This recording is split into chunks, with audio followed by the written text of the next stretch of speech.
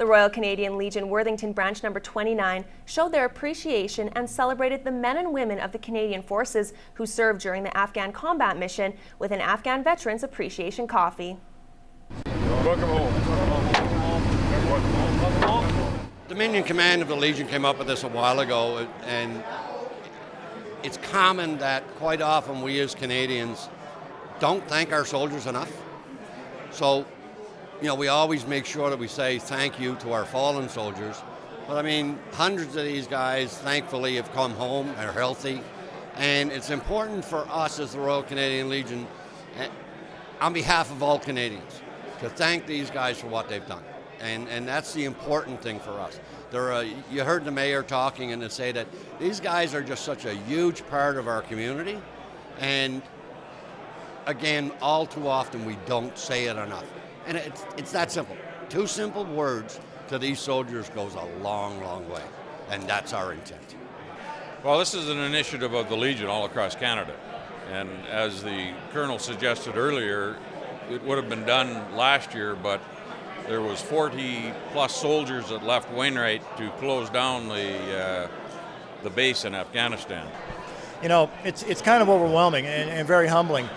We've this small town, Wainwright, is always, the military in particular with Wainwright has always shared a very long and integrated history ever since, even before, starting in World War II, and through the various engagements we've been through. Wainwright has originally in the military sense was a prisoner of war camp back during World War II, but has since evolved over the last, say, 50, 60 years into being the main training ground for our Army out here in the West. And it's evolved into the 3rd largest Army training ground in Canada, and certainly the busiest. As a matter of fact, out here in Wainwright now, we have some of the most advanced training systems of anywhere in the world. And in fact, Wainwright, in the form of the Canadian Maneuver Training Center, which is here, is the last gateway on the way on the road to high readiness for all our soldiers who are sent to operational theaters. So really, this is where we dot the I's and cross the T's, and we finish off that training that our soldiers so sorely need when they are sent to conflict overseas. My name's Sergeant Sean Noggle. I just got back from the MTTF closeout tour, where I was the platoon sergeant for a disposal platoon. It's great to see the town supporting you. I mean, it'd be really difficult to go overseas and get away from your family, your kids, and not have at least that support from back home. Personally, I'm very close to my family, but it's nice to see other people thinking about everybody that's served overseas at the same time. Well, the military is part of our community and have been here, since the Korean conflict. So we refer to them as citizens of the community and of the town. This group of soldiers was stationed in Wainwright and sent directly to Afghanistan. So they're a part of the community. Their wives, their husbands, their children were all left behind in Wainwright. And so it's so important to see these families back together with healthy soldiers, husbands and wives, children, all back together again.